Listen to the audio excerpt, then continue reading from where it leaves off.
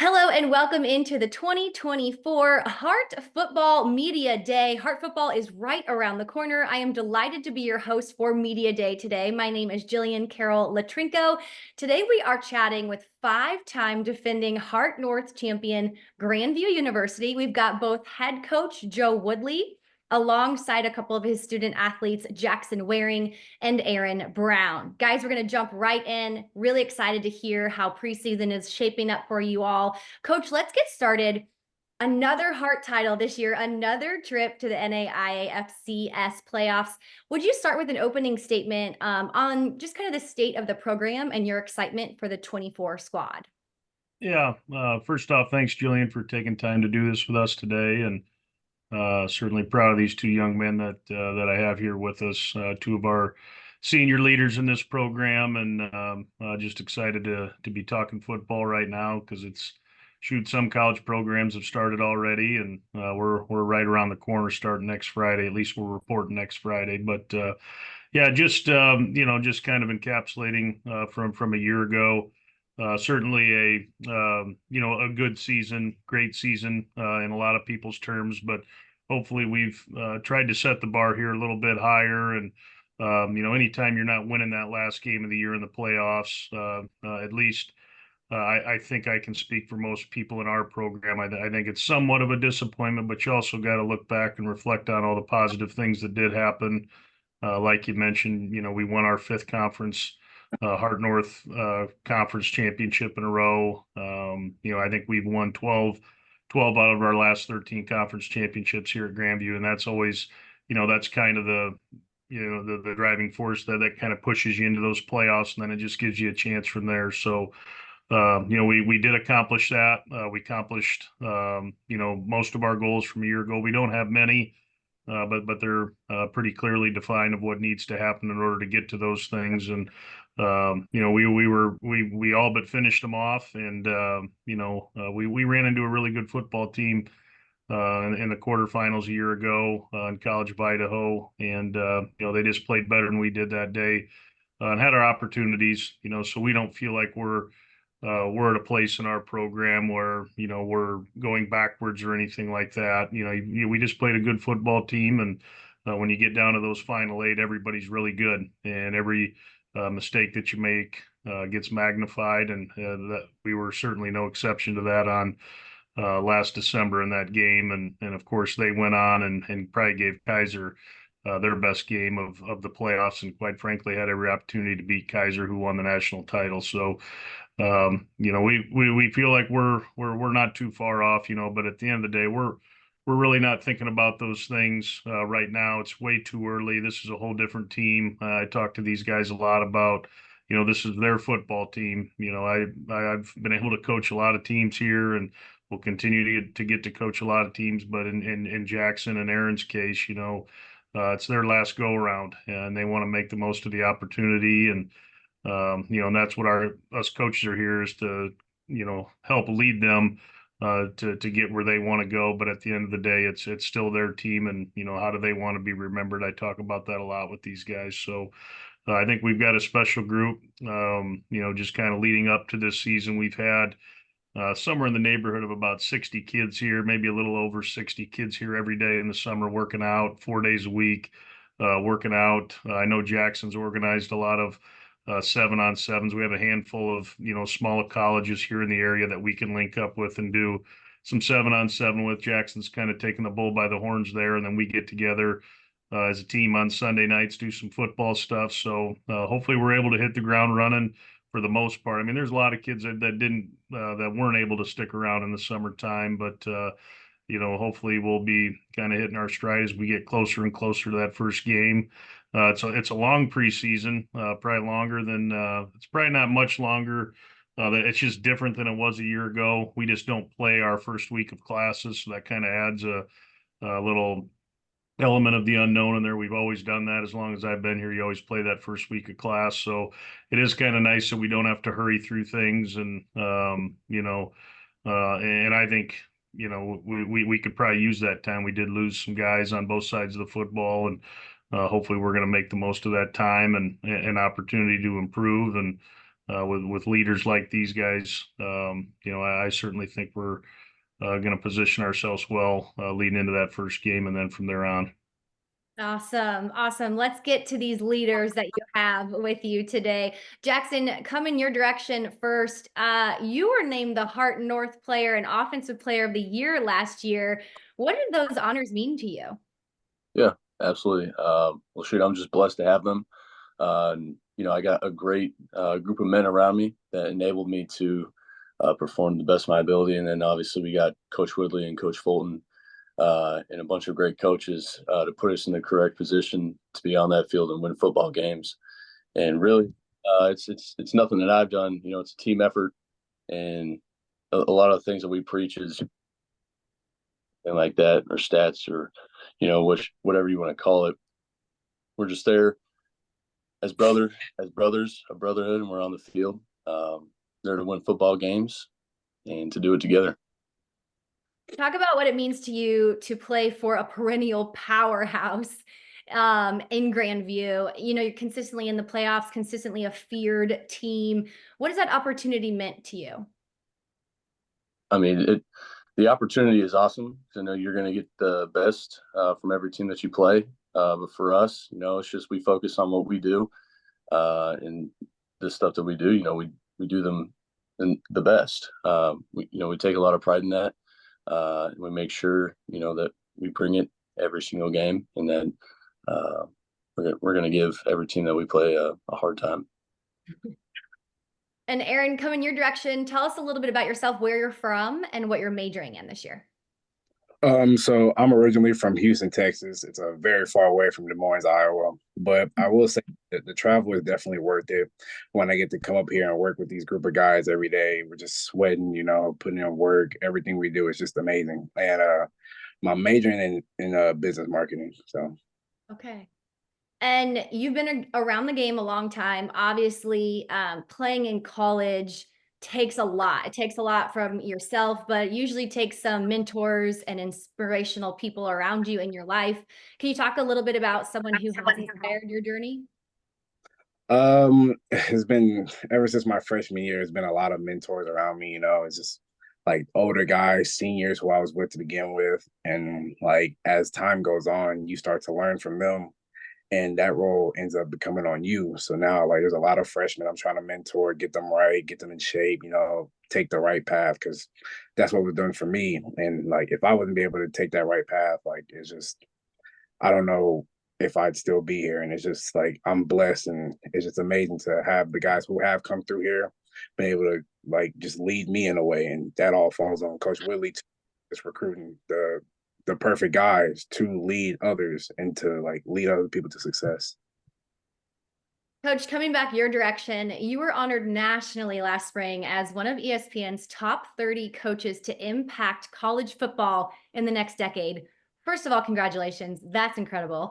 But it's an honor that's across all levels of collegiate football. What does that distinction mean to you? Yeah, well, thanks. And I suppose you probably had to ask that doing your job. I've had a couple of these things over the summertime, and not number one, very, very flattering. But I probably found out about that ranking or that list about when everybody else did. I started getting a bunch of text messages on my phone and a couple phone calls and things like that. And I'm like, what are you guys talking about? And said they saw ESPN, and I don't get on there very often, but certainly saw it. And again, very appreciative, flattering. A lot of very, very good coaches in there, and just to be mentioned with them is certainly humbling. But at the end of the day, it's not about one person. When you're talking about a football program, it's I'm the leader of it, but I've got so many good people around me with my coaches and of course the administration that we have here, and really it boils down to having great players, like Jackson and Aaron and all the guys that we've had, over my tenure as head coach, which I'm going into my 6th year right now. So just been very fortunate to have a lot of good players and coaches, and and you kind of put all that together, you win a lot of football games, and with that, probably comes some recognition, and again, just flattering. And I guess probably the biggest thing the positive that I saw, and is it just bringing attention to Grandview, because I do think we're, this is a great place to, number one, go to school, and also be a part of, something a little bit bigger than yourself, with this football program, trying to teach these guys, how to, become better people, each and every day. And really there's no secret sauce to it. It's just, holding them accountable, having some discipline within the program. And I think we've had that here for a number of years. And I think, in all honesty, in any facet of life, if you're accountable and you have discipline, chances are and you have some talent, like we have, chances are you're going to have, you're going to be successful. Well, you kind of just painted the equation there for this, but I have to point out the consistency in your program is astounding. Your team won 5 straight Hart titles, over 50 straight games against Hart opponents as well. Talk about, how do you get that consistency? Yeah, consistency's it can be a tricky word. I mean, I think that's really what it boils down to is, it's just doing the same things that we've done for a number of years that we know have worked, and continuing to do them, and not, kind of go with that flash in the pan idea that you may see on social media, or you read in a book, or whatever. Believe me, all those things are good. You want ideas, you want things like that, but it still comes back to basics, fundamentals, and that's something I think we try to harp on with our guys. Our practices, I'm sure, may seem monotonous to them at times, because it's a lot of individual, it's a lot of teaching, it's a lot of technique, and we don't do a lot of things schematically. We just try to do a handful of things pretty well, and things that we believe in. Not just doing stuff to do stuff. It's what we believe in as coaches, and I think our players have bought into what we're doing. And I think if you consistently just keep doing that, that's how you have consistency as a whole. With what you're mentioning, at least that's how I interpret it. You do those boring things every day, and I think they show up on Saturday in a big way, bigger probably than most people think. And that's what we will continue to do, because quite honestly, I'm not real smart. So, I know I have a pretty good idea of what has worked, and, we'll continue to do those things. And again, you still got to surround yourself with players and coaches that are like-minded, that believe in the work, that enjoy the work.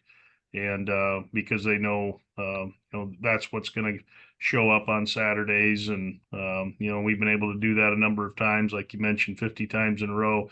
Pretty impressive. Believe me, there's a lot of games in there that could have went the other way, but I think, just having that accountability, having that discipline, having some poise late in games, I think all those things show up, what you've been doing. And again, we're not perfect. I'm not saying that, but I think we try to, do right by these guys. And, that's what our program stands for. It's doing right and doing your job. And, I think they've bought into that. And, I think that's why success shows up on the field. Lots of success at that. Jackson, let's talk a little bit about game days in Des Moines. What's your favorite part about playing in front of the home fans at Grandview?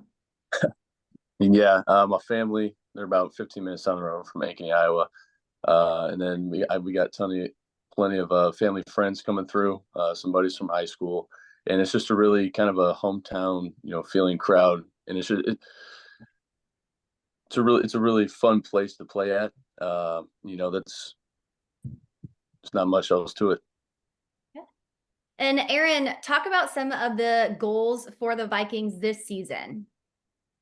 Of course, one thing we just want to start slow. We just want to take it a game at a time. Obviously, the big goal is the national championship, but we never want to look too far ahead. We always like, who's our opponent this week? How are we going to attack this practice? How are we going to attack the weight room? How are we going to attack when we're not on the field? Are we taking care of business in the classroom?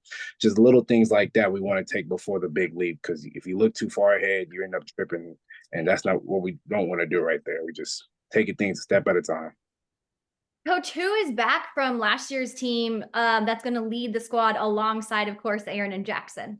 Yeah, obviously these two are pretty easy to talk about, and I think just kind of building off of that with Jackson. I think last year, I don't want to say it was an unknown with Jackson. We were pretty confident in his abilities. We just hadn't seen him in a game with a Grandview logo on his helmet. So you don't feel comfortable until you kind of see him in the flow. And obviously he hit the ground running last year, much like we thought he would. But again, you just don't know. So it's nice having Jackson coming back, as a quarterback on the offensive side of the football, because AB may argue it, but quarterback is, it's probably one of the most important positions out there. So his job's to go get the quarterbacks. But anyways, having Jackson back, because we went into our opener last year with didn't have a returning starter at quarterback, and we didn't have a returning starter on the offensive line. So going into that first game, it was a little I don't want to say nerve-wracking, because I had confidence in our guys, and I think that's part of what our program is. Guys kind of wait their turn, and when they do get their turn, they certainly make the most of it. So um, I feel good in the sense of having a quarterback and 5 starters on the offensive line back, in addition to a number of others. This is the deepest our offensive line's probably ever has ever been since I've been here, since 2008, which is a long time. I feel really good about a lot of our guys in that offensive line. And then you look at our tight end fullback position. I think we have some depth there with Nate Wilcoxon leading the way. Nate's I think this will be his 4th year as a starter. And he's just very dynamic, and we're probably going to utilize him maybe a little bit differently than we have in years past. And out of receiver, we lost a few guys that were very productive for us. So that's a position where I'm looking for some guys to step up. I feel we've got a couple guys that played a lot of reps for us coming back in that receiving group, so we'll kind of lean on them early, but I'm anxious to see what the young guys in that group can do. Because I do believe there's some talent there. And then you go to the running back position. Again, lost a very dynamic player there. Avery Gates, he was first team all league, I think, a couple different times, and very dynamic in the return game and out of the backfield catching the football, not just running it. So we'll probably look a little differently with that running back spot, but I think I say we'll look differently, but I still think we're going to be very effective at that spot, trying to build a little bit of depth. We have 2 guys there that have played a lot. And then we're just trying to, kind of, because college football, that's a really tough position to play and stay healthy, as that running back. So you need to build some depth there. But, I feel pretty good about a couple of the guys there. I feel good about all of them. It's just who's going to take that next step and be the guy there. As far as the kicking game's concerned, just kind of as we're somewhat staying on offense with the kicker, we lost a 3-time All-American kicker. He was first team twice and third team another year. So it's going to look different when 95 Nathan Hamilton in rolling out there to kick the extra points or kick off, or make game-winning field goals from 50+ yards. So but we have a younger kid in there that we have confidence in. He was able to be around Nathan for a year and see how he worked and operated. So I do think that's a positive. That's a positive at all positions, but especially in this case where you had such a great player, with our kicking game. And on the other side of the kicking game, Cody Krushwitz, he's coming back for a 5th year. This will be his 5th year starting, which is amazing. And he's as good as it gets in our league. He's a very athletic punter and allows us to maybe do some things that some places can't do, where we're rolling out punting, or he can just hit it deep from kind of a static position. So it's nice to have that back. Long snapper we have to replace, again, a spot not a lot of people think about on the outside, but as coaches, like, you lose sleep over long snappers. But I feel like we're in good shape there with some guys that we have. Moving over to the defensive side of the ball, certainly lost a handful of guys that were pretty instrumental in our success. The last 2 years, last year, I think we were the #1 defense in the country through all of the regular season I don't know how the final stats ended up, but you know, our stats were, and I'm not a huge stat guy, but sometimes that is a barometer of what kind of defense that you had or offense, whatever. But our defense, our numbers were pretty staggering from a year ago, and we're losing some guys off there. We lose two defensive ends. One was the National Player of the Year, Tristan Waugh. We lose him. Gabe Duffy on the other side of him was very effective for us in the pass rush and stopping the run. And so we lose two bookends that are really good. But the good news is we've got we had some depth there. We had transfer, feel really good about it, one of those spots.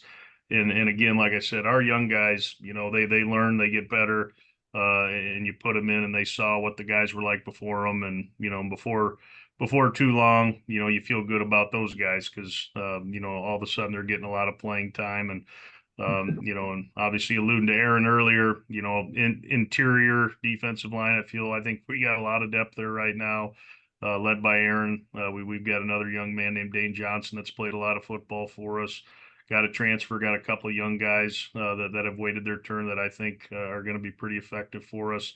Linebacker, we lost two really good players, one really, really good player, and then another kid that was an all-conference. We lost an All-American and an all-conference player at two of the three linebacker positions. So that'll be tough to replace, but again, it's somebody else's opportunity. And then in the back end, I think we lost two kids back there.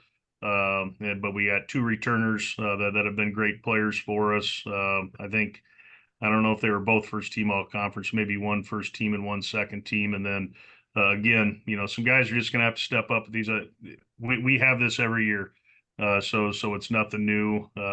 Guys step in, and we have a lot of confidence and faith in them, and they know what the standard is, they know what the expectation is, and it's very competitive at all these positions. So and we've done a good job recruiting, I think, and I guess time will tell on how that'll play out in this 2024 year. But I'm certainly confident with the guys that we have in this program right now to have great success. Well, we're wishing you the best, Coach Aaron N. Jackson. Thanks so much for your time today. Best of luck in the 24 season. Thank you. Thanks, Jillian.